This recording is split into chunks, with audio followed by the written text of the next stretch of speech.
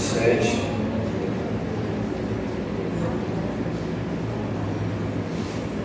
Atos dos Apóstolos, capítulo 7.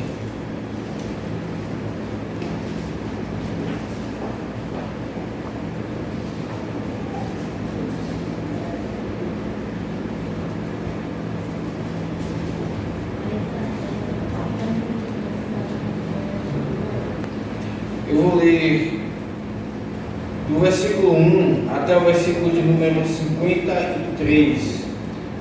Este será o nosso texto de hoje.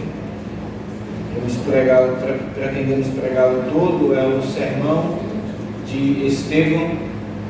E uma vez que aqui há uma unidade, deste sermão, assim o faremos, como fizemos também com o sermão de Pedro, lá em Atos 2. Então vamos ouvir. A leitura é um pouco longa, mas é a palavra do nosso Deus. Vamos ouvir com atenção. Então lhe perguntou o sumo sacerdote: porventura é isto assim? E Estevão respondeu: varões, irmãos e pais, ouvi. O Deus da glória apareceu a Abraão, nosso pai, quando estava na Mesopotâmia, antes de habitar em Harã. Ele disse: sai da tua terra e da tua parentela e vem para a terra que te mostrarei. Então saiu da terra dos caldeus e foi habitar em Harã. E dali, com a morte de seu pai, Deus o trouxe para esta terra em que vós agora habitais. Nela não lhe deu herança, nem sequer o espaço em pé, mas prometeu dar-lhe a posse dela, e depois dele, a sua descendência, não tendo ele filho. E falou Deus que a sua descendência seria peregrina em terra estrangeira, onde seriam escravizados e maltratados por 400 anos. E disse Deus: julgarei a nação da qual forem escravos. E depois disto sairão daí e me servirão neste lugar. Então lhe deu a aliança da circuncisão. Assim nasceu Isaque, e Abraão o circuncidou ao 8º dia. De Isaque procedeu Jacó, e deste os 12 patriarcas. Os patriarcas, invejosos de José, venderam-no para o Egito. Mas Deus estava com ele, e livrou de todas as suas aflições, concedendo-lhe também graça e sabedoria perante Faraó, rei do Egito, que o constituiu governador daquela nação e de toda a casa real. Sobreveio, porém, fome em todo o Egito, e em Canaã houve grande tribulação, e nossos pais não achavam mantimentos. Mas tendo ouvido Jacó que no Egito havia trigo, enviou pela primeira vez os nossos pais. Na segunda vez, José se fez reconhecer com seus irmãos, e se tornou conhecida de Faraó a família de José. Então José mandou chamar a Jacó, seu pai, e toda a sua parentela, isto é, 75 pessoas. Jacó desceu ao Egito, e ali morreu, ele e também nossos pais. E foram transportados para Siquém, e postos no sepulcro que Abraão ali comprara a dinheiro aos filhos de Ramó. Como, porém, se aproximasse o tempo da promessa que Deus jurou a Abraão, o povo cresceu e se multiplicou no Egito, até que se levantou ali outro rei, e não conhecia José.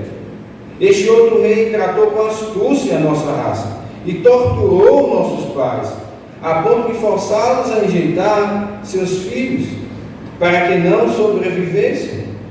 Por esse tempo nasceu Moisés, que era formoso aos olhos de Deus. Por 3 meses foi ele mantido na casa de seu pai. Quando foi exposto, a filha de Faraó o recolheu e criou como seu próprio filho. E Moisés foi educado em toda a ciência dos egípcios, e era poderoso em palavras e obras. Quando completou 40 anos, veio-lhe a ideia de visitar seus irmãos, os filhos de Israel. Vendo o homem tratado injustamente, tomou-lhe a defesa e vingou o oprimido, matando o egípcio. Ora, Moisés cuidava que seus irmãos entenderiam que Deus os queria salvar por intermédio dele. Eles, porém, não compreenderam. No dia seguinte, aproximou-se de uns que brigavam e procurou reconduzi-los à paz, dizendo: homens, vós sois irmãos, Por que vos ofendeis uns aos outros? Mas o que agredia ao próximo o repeliu, dizendo: quem te constituiu autoridade e juiz sobre nós? Acaso queres matar-me como fizeste ontem ao egípcio? A estas palavras Moisés fugiu e tornou-se peregrino na terra de Midian, onde lhe nasceram 2 filhos. Decorridos 40 anos, apareceu no deserto do Monte Sinai um anjo, por entre as chamas de uma sarça que ardia. Moisés, porém, diante daquela visão, ficou maravilhado e, aproximando-se para observar, ouviu-se a voz do Senhor. Ouviu-se a voz do Senhor: eu sou o Deus de teus pais, o Deus de Abraão, de Isaque e de Jacó. Moisés, tremendo de medo, não ousava contemplá-la. Disse-lhe o Senhor: tira a sandália dos pés, porque o lugar em que estás é terra santa. Vi com efeito o sofrimento do meu povo no Egito. Ouvi o seu gemido e desci para libertá-lo. Vem agora e eu te enviarei ao Egito. A este Moisés, a quem negaram reconhecer, dizendo: quem te constituiu autoridade de juiz? A este enviou Deus como chefe e libertador, com a assistência do anjo que lhe apareceu na sarça. Este os tirou, fazendo prodígios e sinais na terra do Egito, assim como no Mar Vermelho e no deserto, durante 40 anos. Foi Moisés quem disse aos filhos de Israel: Deus vos suscitará dentre vossos irmãos, um profeta semelhante a mim. É este Moisés quem esteve na congregação no deserto, com o anjo que lhe falava no Monte Sinai, e com os nossos pais, o qual recebeu palavras vivas para nos transmitir. A quem nossos pais não quiseram obedecer antes, o repeliam, e no seu coração voltaram para o Egito, dizendo a Arão: faze-nos deuses que vão adiante de nós, porque contra este Moisés, que nos tirou da terra do Egito, não sabemos o que lhe aconteceu. Naqueles dias, fizeram um bezerro e ofereceram sacrifício ao ídolo, alegrando-se com as obras das suas mãos. Mas Deus se afastou e os entregou ao culto da milícia celestial, como está escrito no livro dos profetas: ó casa de Israel, porventura me oferecestes vítimas e sacrifícios no deserto pelo espaço de 40 anos, e acaso não levantastes o tabernáculo de Moloque e a estrela do Deus Renfã, figuras que fizestes para os adorar? Por isso os desterrei para além da Babilônia. O tabernáculo do testemunho estava entre nossos pais no deserto, como determinara aquele que disse a Moisés que o fizesse segundo o modelo que tinha visto, o qual também nossos pais, com Josué, tendo recebido, o levaram quando tomaram posse das nações que Deus expulsou da presença deles até os dias de Davi. Este achou graça diante de Deus e lhe suplicou a faculdade de prover morada para o filho Jacó. Mas foi Salomão que lhe edificou casa. Entretanto, não habita o Altíssimo em casas feitas por mãos humanas. Como diz o profeta: o céu é o meu trono e a terra o estrado dos meus pés. Que casa me edificarei, diz o Senhor? Ou qual é o lugar do meu repouso? Não foi porventura a minha mão que fez todas estas coisas? Homens de dura cerviz e incircuncisos de coração e de ouvidos, vós sempre resistis ao Espírito Santo, assim como fizeram vossos pais, também vós o fazeis. Qual dos vossos pais, qual dos profetas vossos pais não perseguiram? Eles mataram os que anteriormente anunciavam a vida do justo, do qual vós agora vos tornastes traidores e assassinos, vós que recebestes a lei por intermédio de anjos e não aguardastes. Amém. Vamos orar, meus irmãos. Senhor Deus, obrigado pelo relato inspirado deste sermão que o Senhor aqui nos dá agora, ó Deus, diante de nós. Que gloriosa habilidade do Espírito Santo de resumir tão grande história do teu povo. Ó Senhor, ajuda-nos a não perder o foco neste sermão, diante de tantas informações, diante de um texto longo. Ajuda-nos a ter atenção aqui, ó Deus, voltada para aquilo que foi a intenção do Espírito Santo. E fala, ó Deus, ao nosso coração. Ó, quebranta o nosso coração, para que ele, ó Deus, seja tratado e ame a tua lei, como nós cantamos. Se alegre na tua lei. Que o Senhor fale conosco, em nome de Jesus. Amém.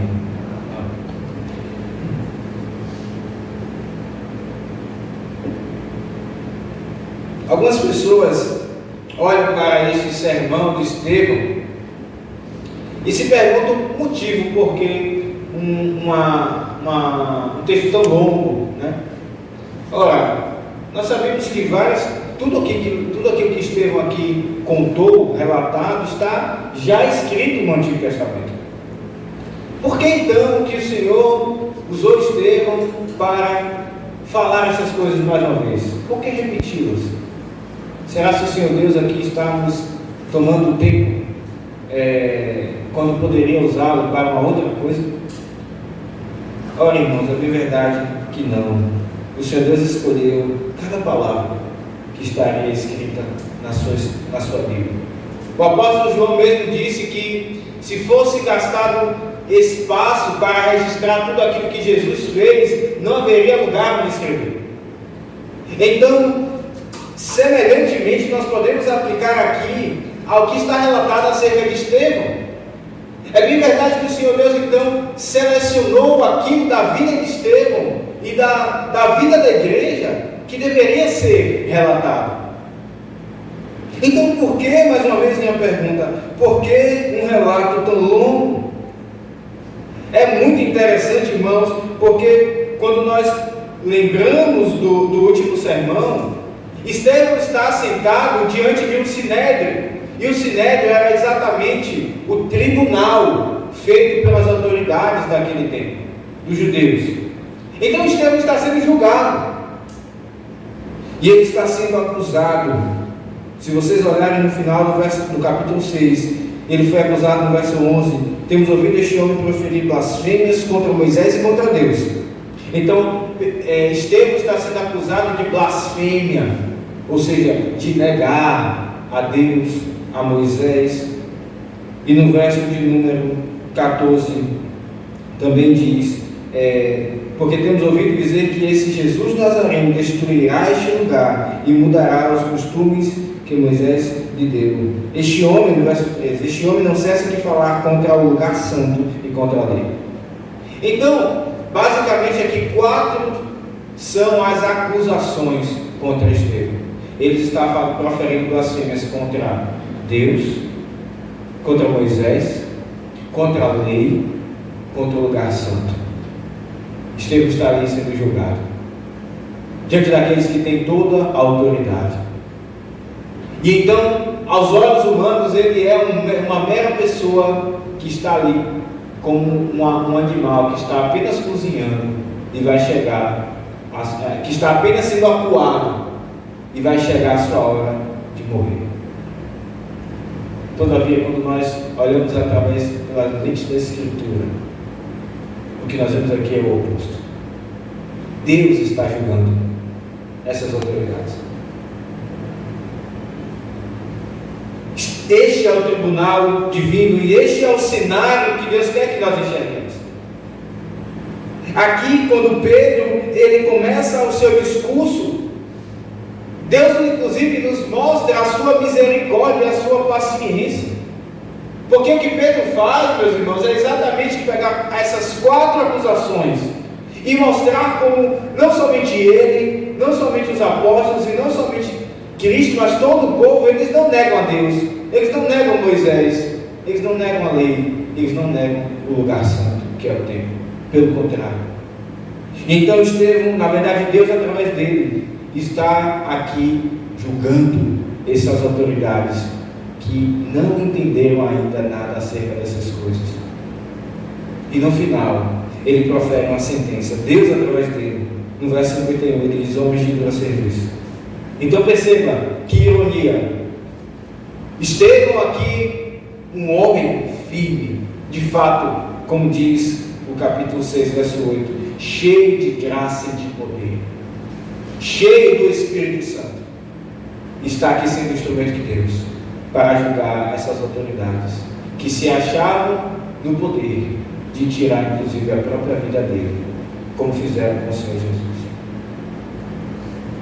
Ora, irmãos, é interessante que Estevão está sendo julgado assim como Cristo foi julgado.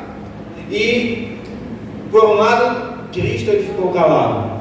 Vocês lembram? Pilatos perguntava e ele ficava ali calado e não respondia aquelas acusações que eram falsas contra ele. Nós vemos Estevão e ele responde essas acusações. E qual então deveria ser a nossa postura diante das falsas acusações? Depende. No momento ali que Cristo está sendo julgado, a vontade de Deus iria glorificar a Deus que ele ficasse de fato calado. Porque a vontade de Deus era que de fato ele morresse e fosse ali acusado como o pior dos pecadores. E ele ficou então calado.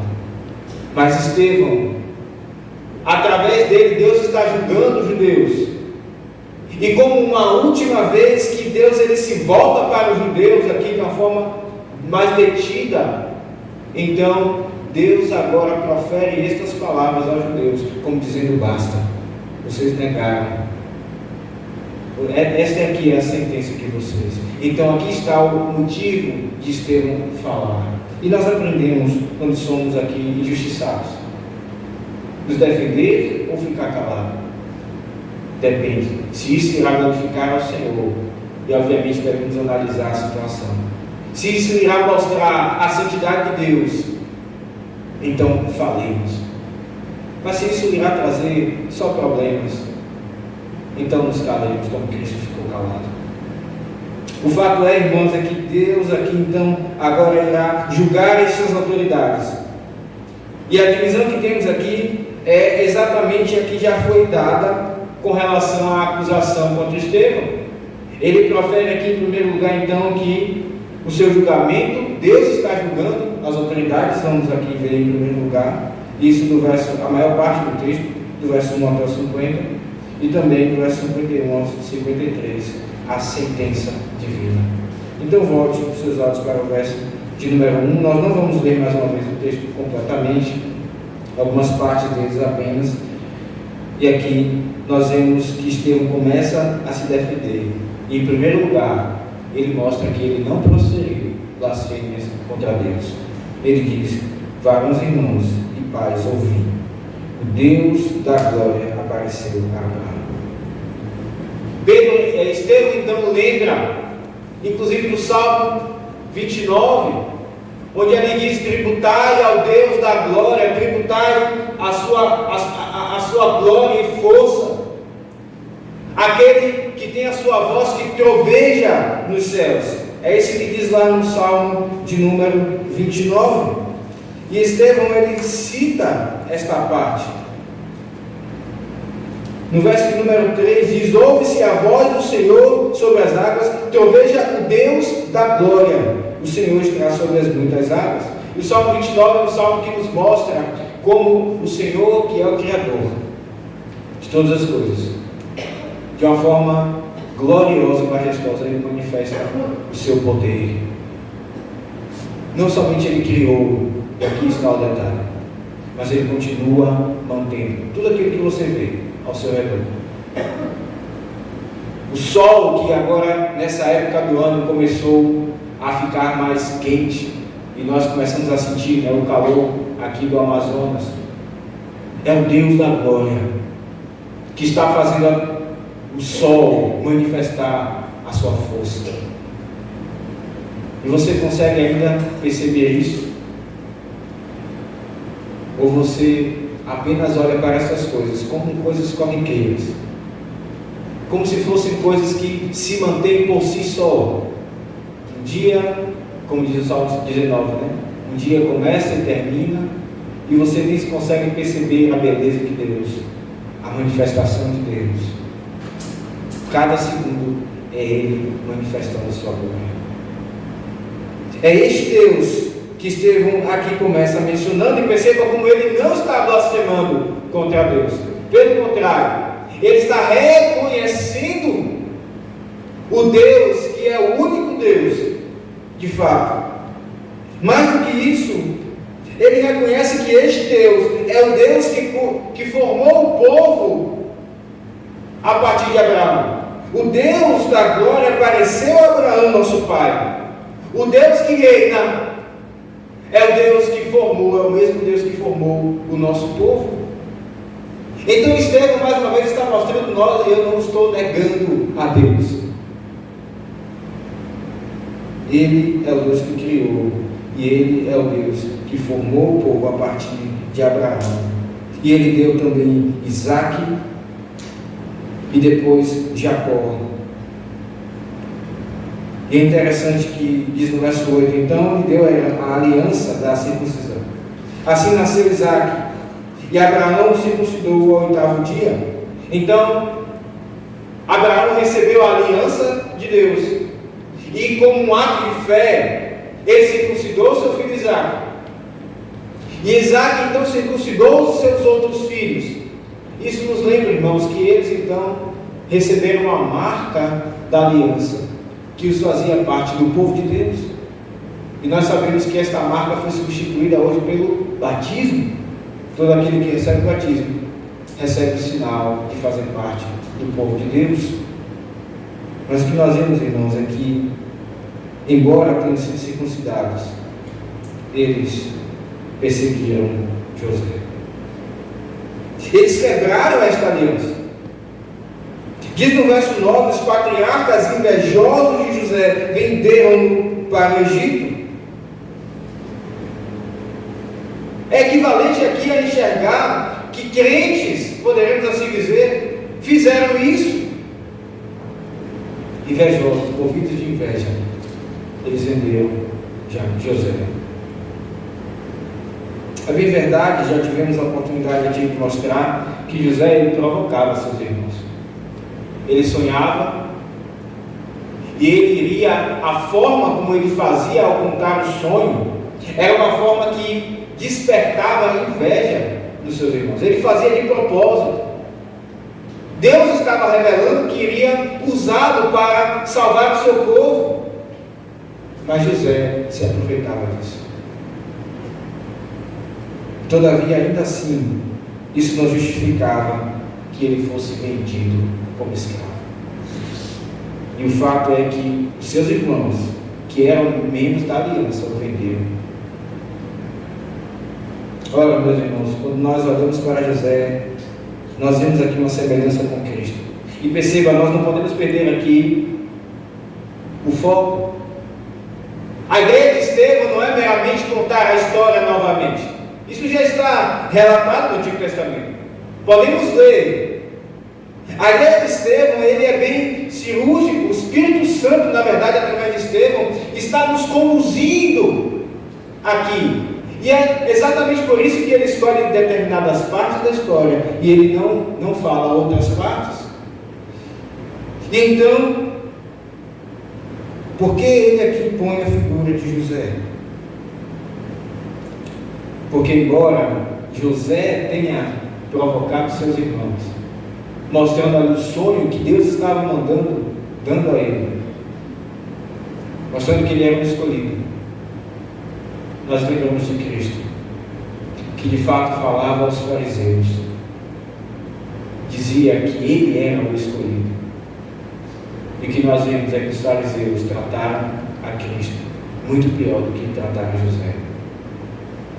José é um tipo de Cristo, e Estevão coloca José aqui diante dos judeus, para mostrar que, apesar de ele ter sido vendido como escravo, assim como Deus usou José para salvar o povo da fome, como diz aqui no verso número 11, nossos pais não achavam mantimentos, Eles iam morrer.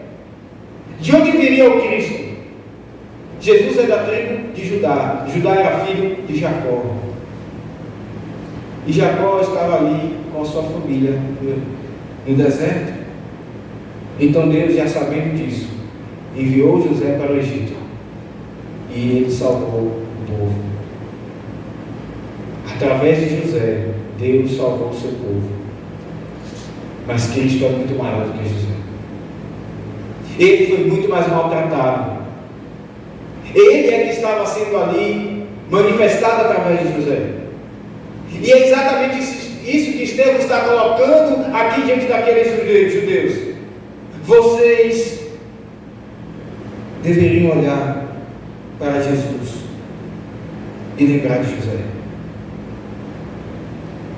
Vocês fizeram pior com ele. Olha, irmãos, o texto segue. E então, diz, a partir do verso número 17, e aqui nós já começamos a ver que não somente Estevão ele não estava negando a Deus, que chamou aquele que é o Rei da Glória, e que chamou o seu povo, mas Estevão também não estava proferindo blasfêmias contra Moisés. Essa é uma outra acusação contra Estevão. Ele, no verso de número 11 diz aqui, ele profere blasfêmias contra Moisés. E Estevão aqui começa a mostrar que não.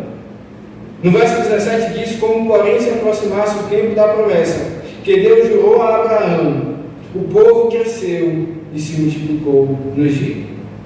A ideia de Estevão, que o Espírito Santo mesmo aqui quer nos passar, é que o próprio Deus, ele fez com que o povo se multiplicasse, para provocar aquele faraó que estava ali. E o faraó então teve medo que aquele povo se revoltasse. E ele começou a maltratar ainda mais o povo do Senhor. Por que isso aconteceu? Porque chegou o tempo da promessa. No verso 17 diz: como se aproximasse o tempo da promessa.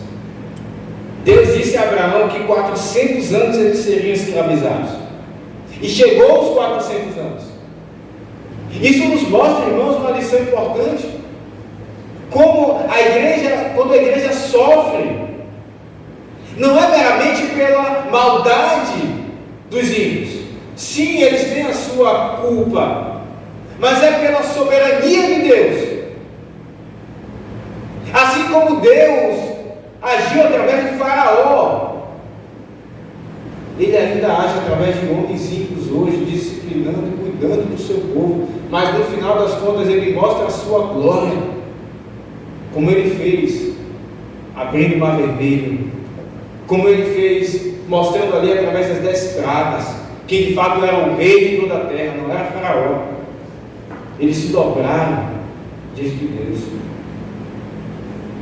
Então, devemos aplicar isso aos nossos dias.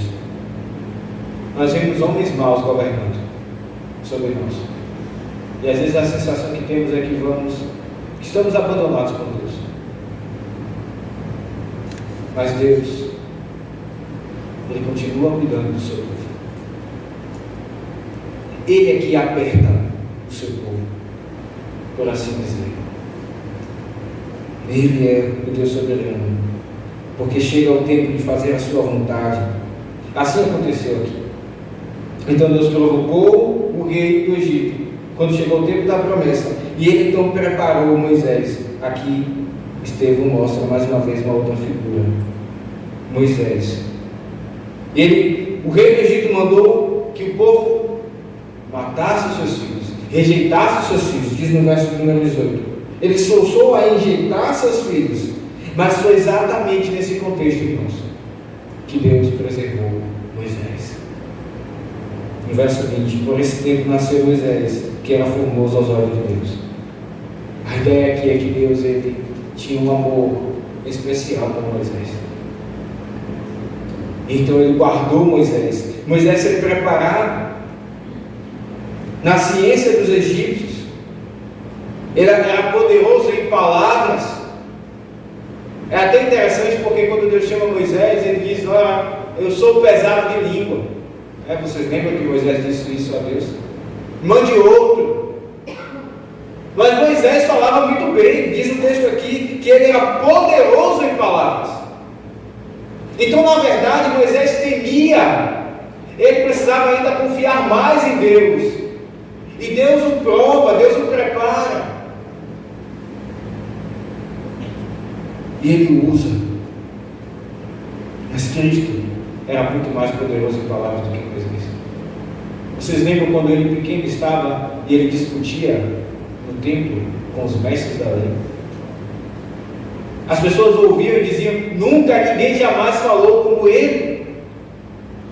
Então, mais uma vez, Estevão e o Espírito Santo está nos fazendo mostrar, nos fazendo enxergar que não só José apontava para Cristo, mas Moisés foi outro levantado para que o povo percebesse quem viria, o Senhor Jesus. Então ele foi ali preparado dessa forma.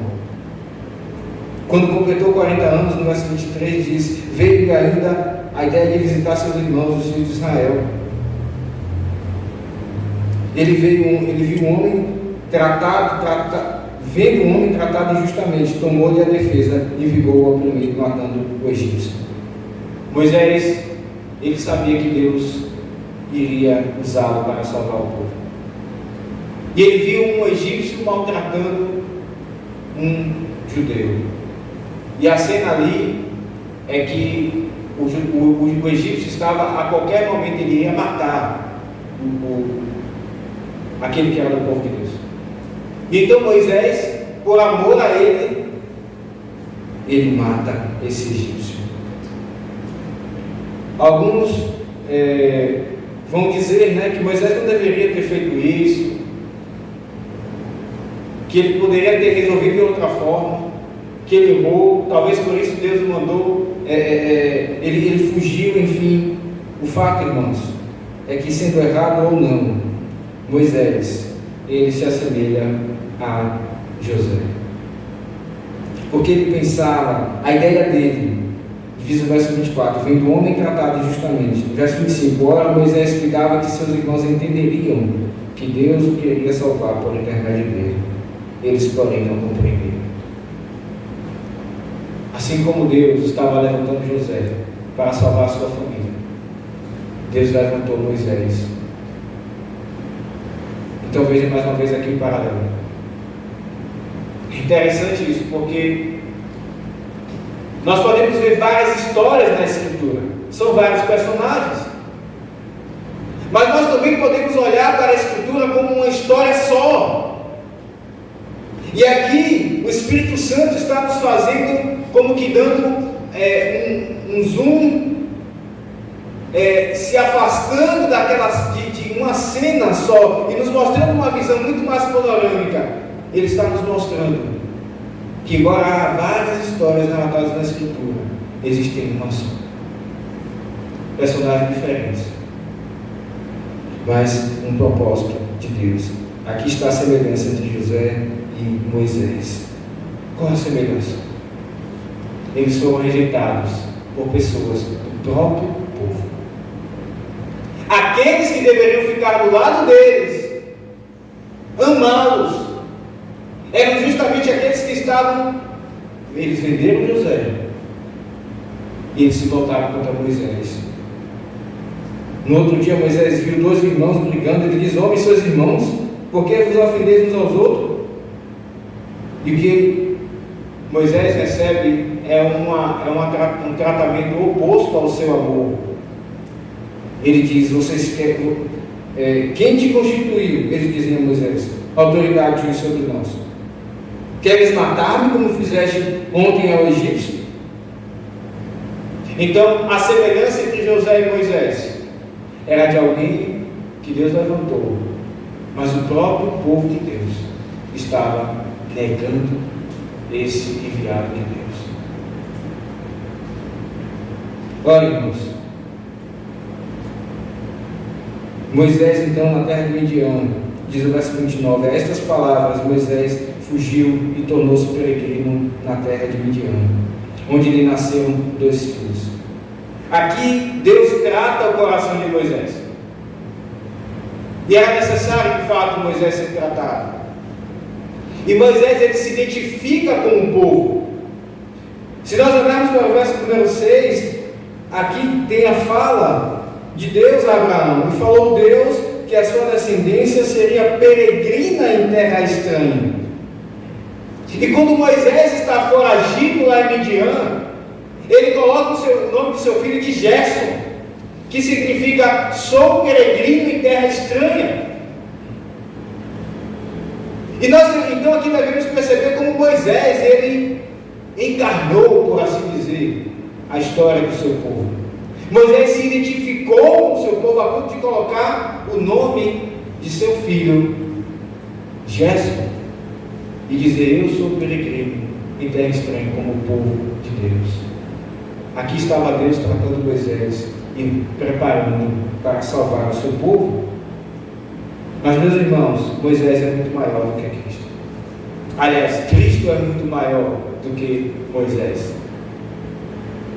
E diz Paulo lá em Gálatas 3,16: assim, ora, as promessas foram feitas a Abraão e ao seu descendente. Não diz aos seus descendentes, como se falando de muitos, porém como de um só, e ao teu descendente, que é Cristo. Quando Deus prometeu a terra a Abraão, Ele prometeu ao descendente.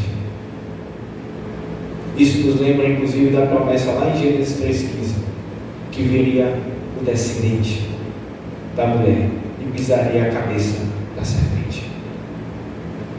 Então isso nos mostra como Cristo, Ele encarnou a história de seu povo. Irmãos, não aprendemos como Cristo se identifica conosco apenas quando Ele vem no Novo Testamento.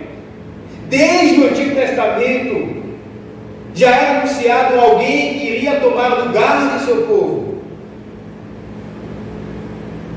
Isso estava sendo mostrado por José, por Moisés e pelo próprio povo peregrinando no deserto. E os judeus, eles não enxergavam isso. Por que estamos nos delongando nessa história? Parece tão óbvio. Mas os judeus negaram a Cristo. Eles não enxergavam essas relações.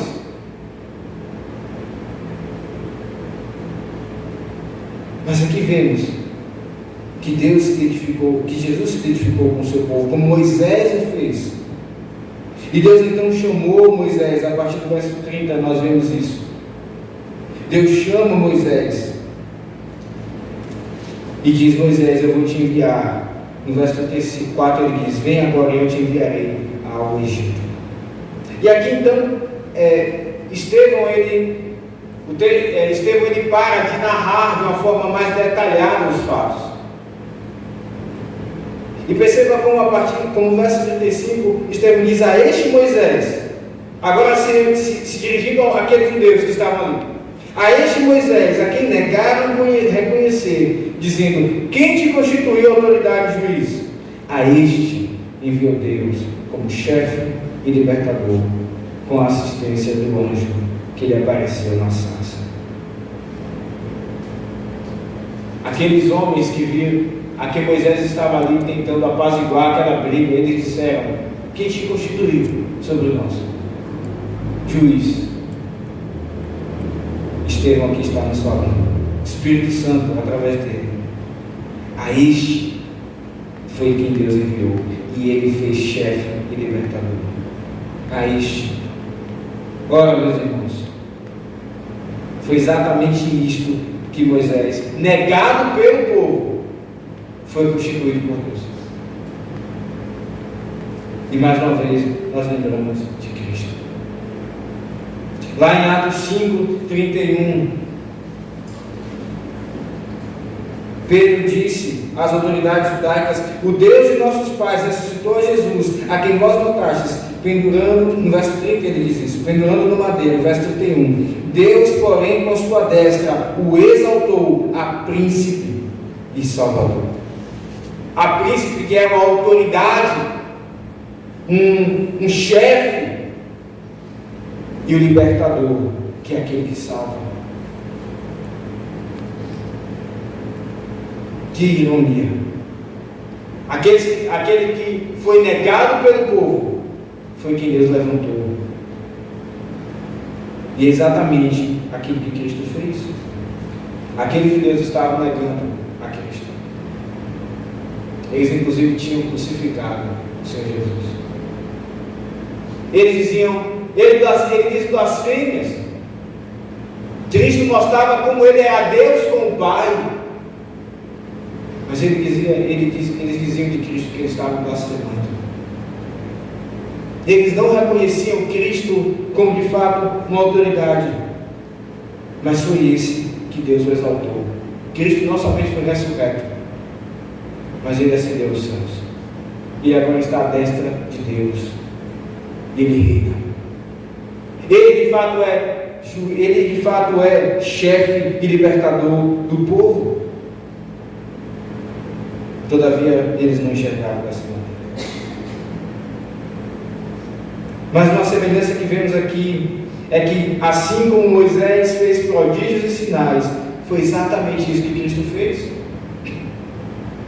Vocês estão lembrados, por exemplo, como Estevão, o próprio Estevão, como diz aqui em Atos 6:8, Estevão, cheio de graça e poder, fazia prodígios e grandes sinais entre o povo.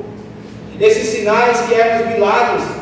Lembro de Pedro, que era colocado ali, os enfermos ao redor dele. Pedro passava e a sombra de Pedro curava, que curou aquele paralítico na porta do templo, e que nada mais era do que uma imitação de que Cristo fez.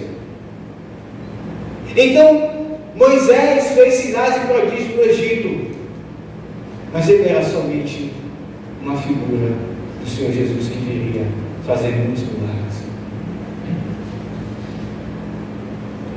E foi dessa forma que Cristo foi retratado em Moisés.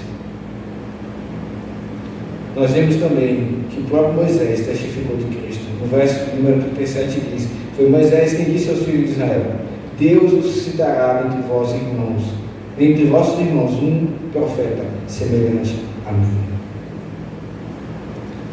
E aqui então Estevão termina de mostrar como ele não estava negando e blasfemando de Moisés.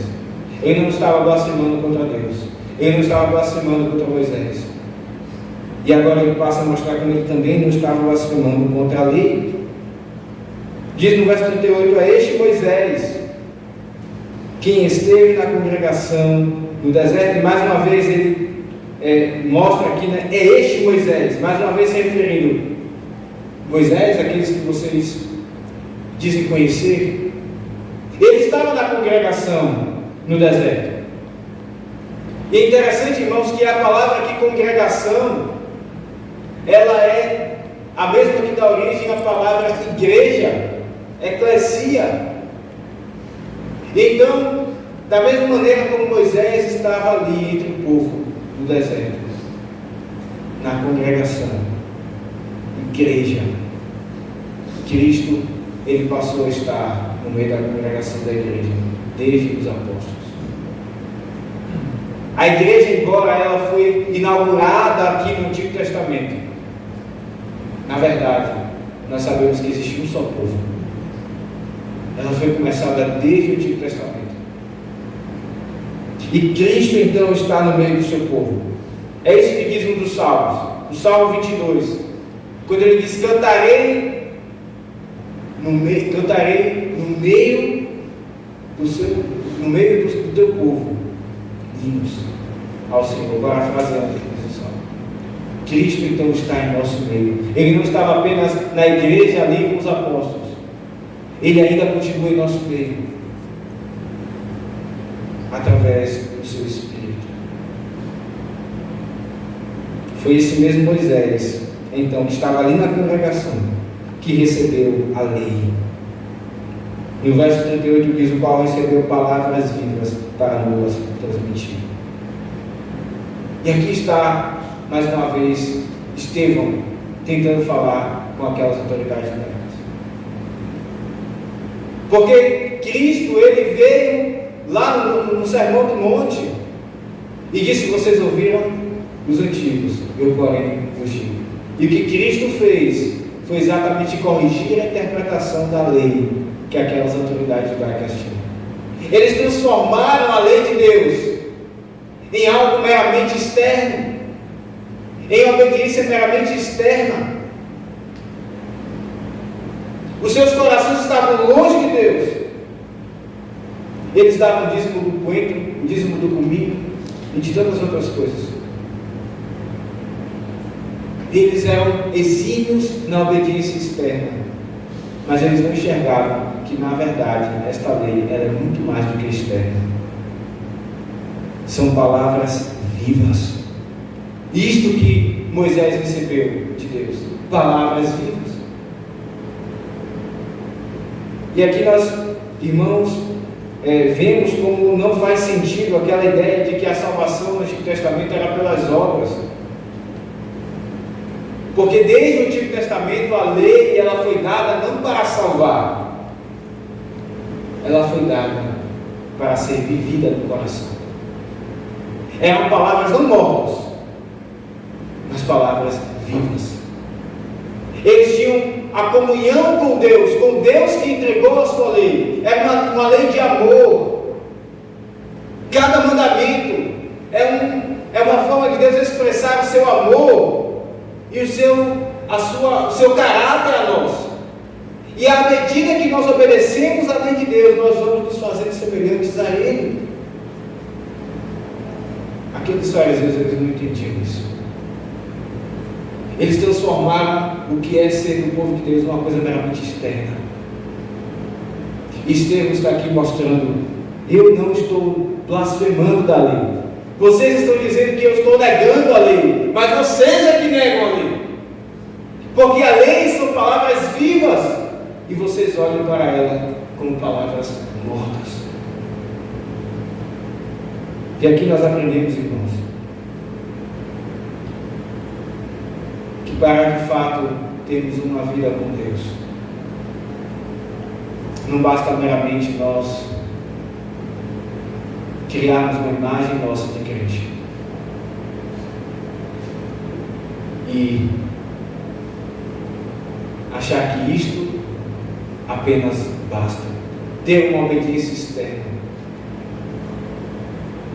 Não nos assemelhamos aos fariseus, aos judeus, que tinham inclusive a lei decorada. Eles ensinavam a lei desde os pequenos, eles decoravam a lei, eles sabiam tudo de cor. Nós hoje dificilmente sabemos os 10 mandamentos de cor, não é verdade?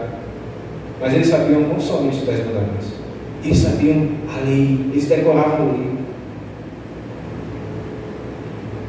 Mas isso era algo meramente externo. O coração era isolado de Deus. Ele pergunta: como você tem lidado com a lei do Senhor? Como você tem ouvido agora esta palavra? Você apenas está fisicamente aqui e o seu coração está longe? Quando você lê a Bíblia, você se devota a Deus para ouvi-lo e para se relacionar com Ele. Olha, irmãos, a palavra de Deus ela é viva. Como diz no outro texto, ela é viva e eficaz, ela é mais cortante do que qualquer espada de Deus. E ela penetra até a divisão da alma e do espírito, até junto e meio. Todavia, aqueles fariseus, eles tinham as palavras da lei como meras obediências externas. E Estevão está aqui mostrando que não estava negando. Eles estavam negando. E o que aconteceu lá no Antigo Testamento foi que o povo de fato negou a lei. E lemos já na liturgia, como lá em Êxodo 32, o povo disse a Arão: faze-nos um outro Deus, porque este Moisés, é até semelhante como Estevão se refere a ele, né? A este Moisés nós não sabemos onde está. E Arão ali reuniu as joias deles e fez o bezerro de ouro. E eles se alegravam com a obra das suas mãos. É isso que diz no verso 41 aqui. E eles sim blasfemaram contra Deus. Eles quebraram a lei de Deus. Eles disseram: ó Israel, este é o teu Deus que te tirou do Egito. Deus estava no monte com Moisés, ali entregando a sua lei, se revelando. Mas o povo já havia esquecido do poder de Deus, que tinha tirado eles do Egito. Tão pouco tempo tinha passado e o povo já tinha se afastado. Então eles constroem e eles negam a Deus. Os profetas, aqui, o livro do profeta, como diz aqui o texto, mostra isso, como eles adoraram outros deuses, Moloque e a estrela do deus Renfã. Eles então proferiram blasfêmias contra Deus, contra a lei, não Estevão. Mas nós vemos aqui, irmãos, em penúltimo lugar, que Estevão também não proferiu blasfêmias contra o lugar santo. O que vemos aqui é que o protótipo do templo foi entregue a Moisés, o modelo do templo foi entregue a Moisés, diz no verso 44. Deus entregou a Moisés no monte o modelo do templo. Então esse modelo foi sendo passado a Josué e depois aos pais, a Davi. Davi quis levantar o templo, mas Deus disse: não, será Salomão que fará. Mas este modelo, aqui está o detalhe, foi passado pelo povo. Então, no verso 48, Estevão diz: entretanto não habito o Altíssimo em casas feitas por mãos humanas, como diz o profeta.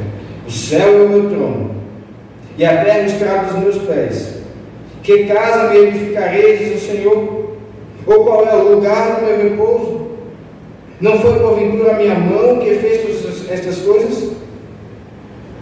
O que o texto nos ensina aqui então é que sim, o Senhor Deus, Ele tinha determinado um lugar para o povo cultuar. Antes era o tabernáculo, depois o templo foi construído. Todavia, irmãos, a ideia do Senhor nunca foi que a morada dele fosse meramente o espaço físico ou a cidade, fisicamente falando. Nunca foi isso. E então vem Estevão lembrar a eles. É interessante porque quando Cristo, lá em Lucas, aliás em Marcos 13, diz o texto, ao sair Jesus do templo, disse-lhe um dos discípulos: mestre, que pedras, que construções? Mas Jesus lhe disse: vês essas grandes construções? Não ficará pedra sobre pedra que seja derribada. E os judeus usaram isso contra Cristo, para dizer que ele estava blasfemando contra o lugar santo, que os apóstolos estavam blasfemando contra o lugar que Deus tinha escolhido para ser adorado. Mas na verdade, já no Antigo Testamento, o Senhor disse: o céu é o meu trono e a terra o estrado dos meus pés, que casa me edificareis? E eles tinham um apego quando eles olhavam para o templo. Inclusive aquele templo de Salomão, eles tinham um apego tão grande ao espaço físico. Eles ornamentavam e eles esqueciam do Deus que se manifestava no templo. Mas o propósito do Senhor era manifestar a sua presença naquele Jesus que tabernaculou, como João diz lá em João 14. Vimos a sua glória como glória do unigênito do Pai, e Ele habitou entre nós. Ele é então a manifestação da presença de Deus de uma forma gloriosa. E a sua igreja é que é de fato o templo do Deus vivo. Eles crucificaram Cristo porque Ele disse que o templo seria derribado. Ora, meus irmãos, aqui vemos Estevão sendo julgado aos olhos humanos, mas Deus julgando essas autoridades judaicas. Eles tinham toda a revelação. Eles diziam que conheciam a Moisés, que eram filhos de Abraão, filhos do Deus vivo. Eles tinham tempo. Mas o que Deus está mostrando aqui, tentando mostrar a eles, é que eles não entendiam e não conheciam estas coisas. Eles tinham a Bíblia, mas eles não entendiam, eles não enxergavam. Eles não enxergavam que José era um tipo de Cristo.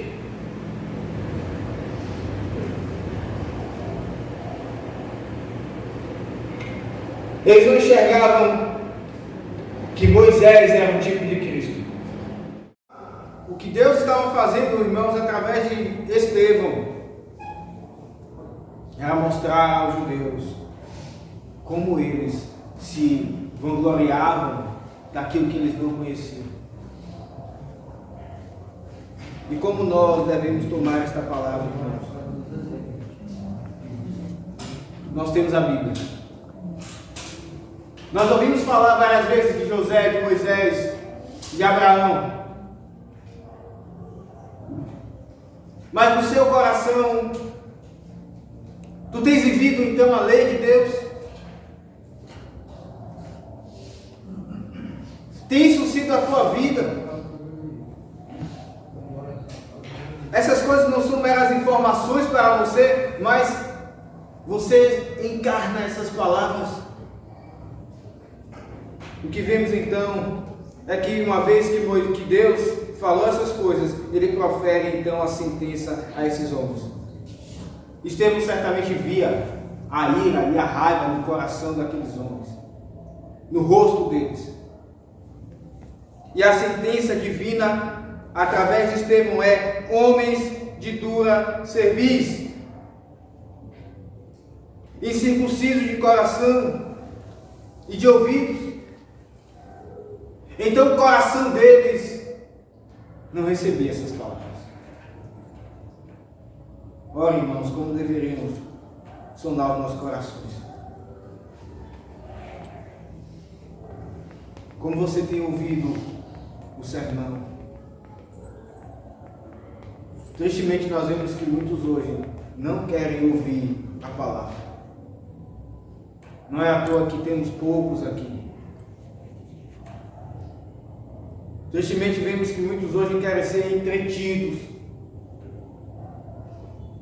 mas não querem ali ouvir a palavra de Cristo e tampouco vivê-la.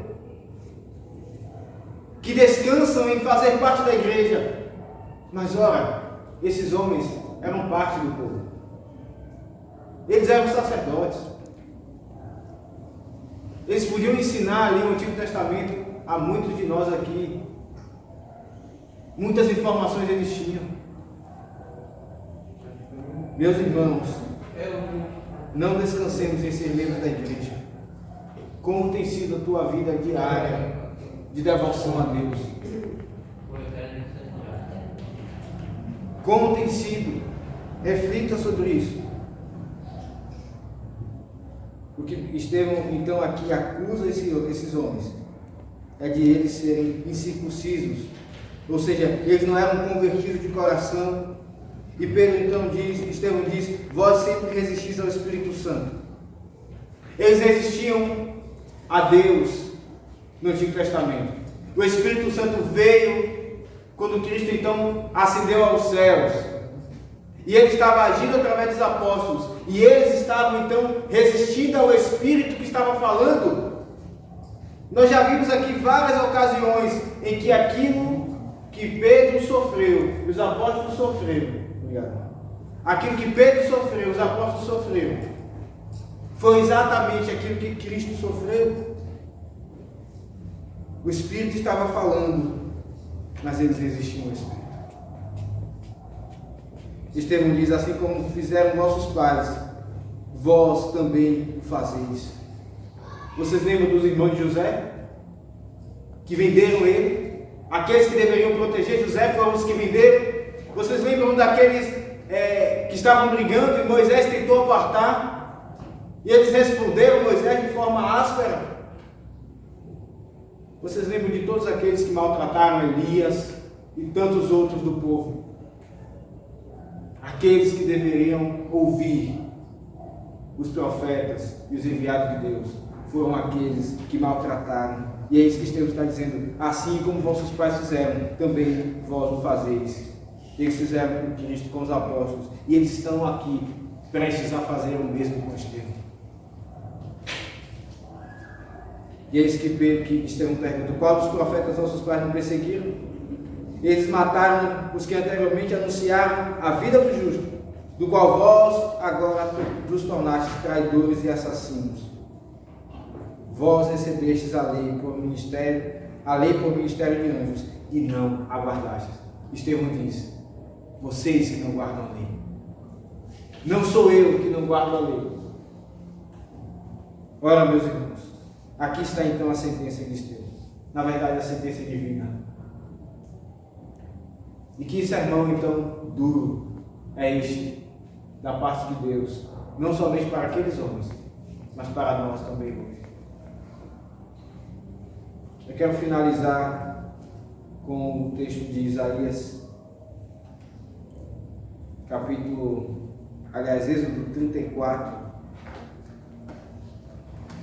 Êxodo 34, verso 9.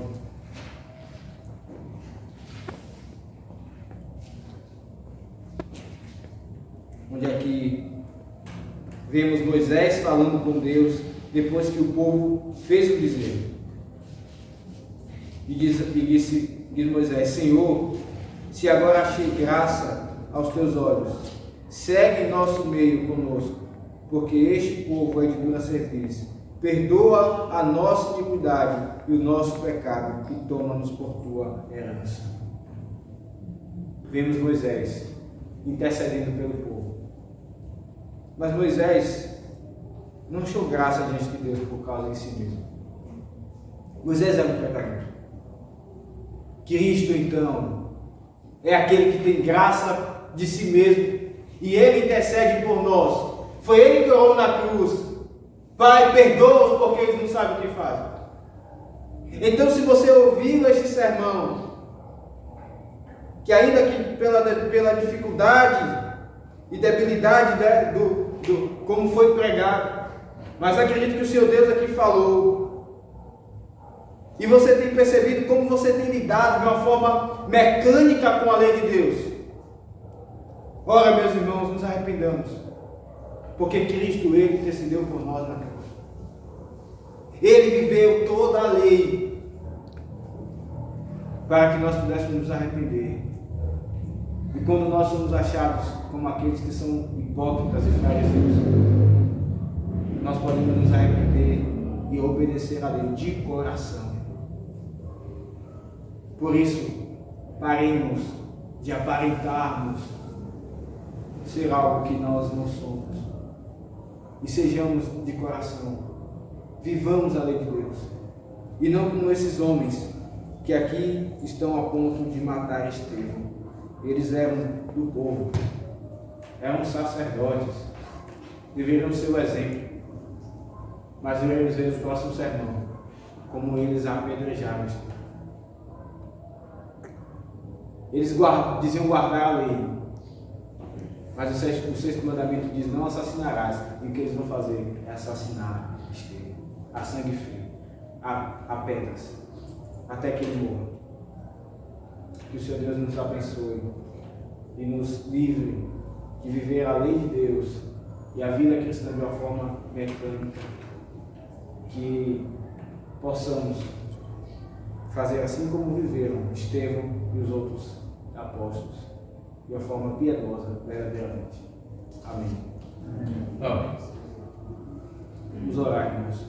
Pedindo a Deus, te agradecemos pela tua palavra. Perdoa-nos, ó Deus, nossos pecados. Misericórdia, porque temos nos endurecido, Senhor, contra ti. Este é um sermão tão glorioso, porque aqui o Senhor mostra de várias maneiras como aqueles fariseus eles não entendiam a tua palavra. Ó Deus, aplica ela ao nosso coração e nos faz amar o teu Filho. Nós rogamos ao Senhor em nome de Jesus, vivifica as nossas vidas, restaura-nos para que nós possamos ver aqui o Evangelho ser vivido entre nós, onde nós vivemos dia a dia também. Em nome de Jesus oramos. Amém.